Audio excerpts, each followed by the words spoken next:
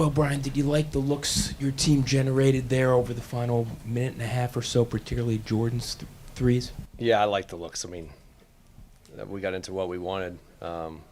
We just missed them. So good execution. Got the shots we wanted. Those guys usually make those. I trust them to shoot those, but they just didn't go in tonight. This was a night where you guys struggled from three, but you still held them to a low field goal percentage and even outscored them on second chance points. Are you happy with the way you didn't get away from what you're trying to accomplish despite your poor shooting? Yes, that was the positive part of the game was we gave up too many offensive rebounds in the first half. I think they had 14 second chance points. They ended up only having 2 in the second. So we made a good adjustment at halftime, and I thought that helped us propel us to get back in the game. But we were able to stay in the game with 5 for 33 from the three-point line. Shots that we normally make, that's the process we want. We live with those shots, but we were able to stay in the game because we fixed our problems defensively, and that was really the rebounding in the first half. Corey had 10 points in the first half. Is there something that changed in the way they guarded him in the second half? What do you think was different for him? No, Corey got some looks that he usually likes to take, and unfortunately they didn't go in, but those were shots that he hits, and then that usually generates him driving the ball, but the process was good for Corey. He'll come back next game ready to go. And, despite the loss, a pretty clean game in terms of turnovers. Was this another example, do you think, of Jordan kind of doing a good job keeping you guys under control? Yep. Yeah, he only ended up having 9 assists. So, yeah, this is a great learning for our whole team, but great for Jordan and to put us in positions to take good shots. I thought he did a good job down the stretch leading our group. Got us good looks. Like we said, they just didn't go in.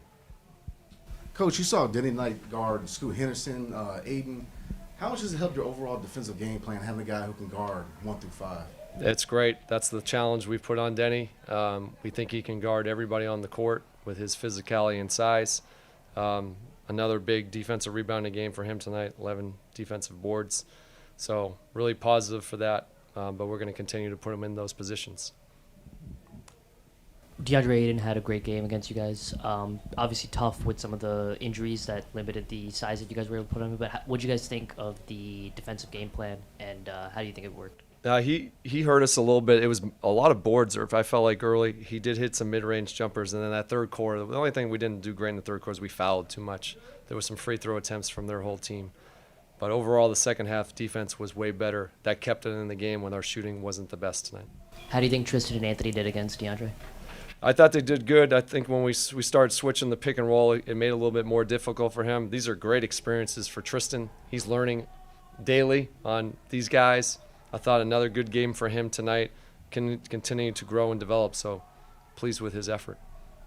You've talked since you've taken the job about improving the group you have. You've obviously seen signs of that the last couple of weeks. That said, this was a loss that tied the club record for most losses in a season. As a coach, as a staff, do you have reflections on that? Does it matter at this point? Look, we're all competitors here. Everybody wants to win, but we're so focused on the process to get to winning. Those things you don't want to hear, sure. We're all got inert stuff inside us to want to compete and win games, but we're in the process of improving and process how to win games, how to figure those things out. Our group has grown, our group has gotten better, and we're going to keep working on that the remainder of the season. Brian, early in the third quarter, there was a hug for you for Tristan as the time was during a timeout. What was that? Was that a result of him staying mentally focused even though he missed that dunk, or what was the backstory there?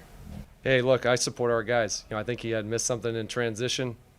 Hey, that happens. I've seen best players in the world miss those shots. So, hey, move on to the next play. We love you. Let's continue to play. We got a long game. Nothing more than that. Coach, you talked about the growth and improvement of this team, and I know we focused on the past couple of weeks, but just what have you seen from them from the course of this season and how much they've gotten better? What have you liked? I think our resiliency has grown. I think our togetherness has grown. I definitely think our defense has improved, and the numbers would show that. So we're learning what winning looks like, and we're building the habits to what that is. And that's been the sole focus, is on building the right way, not skipping steps, and our group hasn't done that.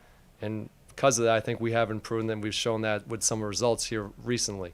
But again, it's all about the process for us. Ed from the Locked On Wizards podcast.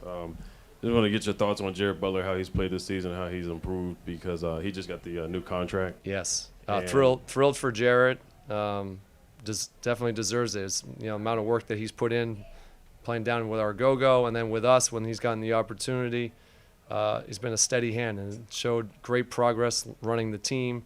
His defense has improved, but thrilled that Jarrett is part of our program.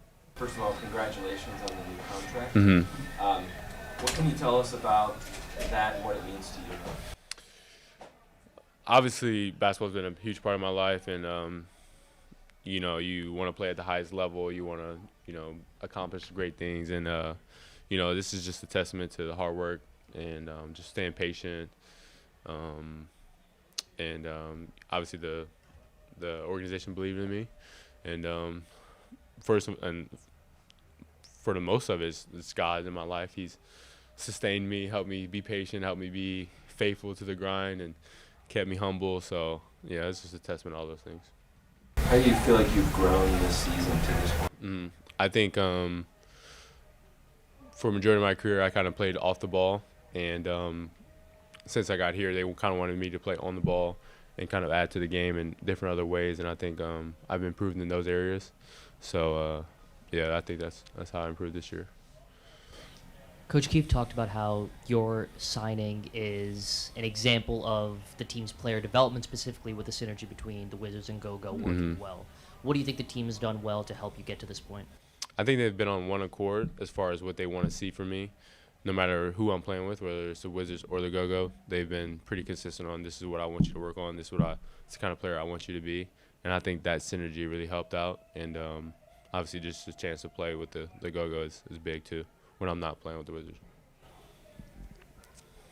This is Ed from the Locked On Wizards podcast.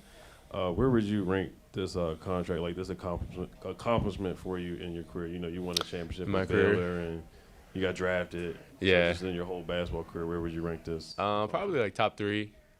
Yeah, top 3. Winning the Big 12 at Baylor was monumental for me. Winning the national championship was monumental. This is big for me because I was out the league after my rookie year, and I had to spend a year in the G League and then work my way to a two-way, and then so it was just had to take some resilience with this one. Thank you. Yeah, you played like a dog this year, man. Like on a Yeah. personal level, what's next for you? What do you work on next? Man, I think it just starts, my career as an NBA player, and I think with that, just I want to be like a cockroach. Like if a bomb goes off, I'm still crawling around. You still see me, I want to be just tough. I can take punches and just keep rolling. That's kind of what I want to be. But yeah.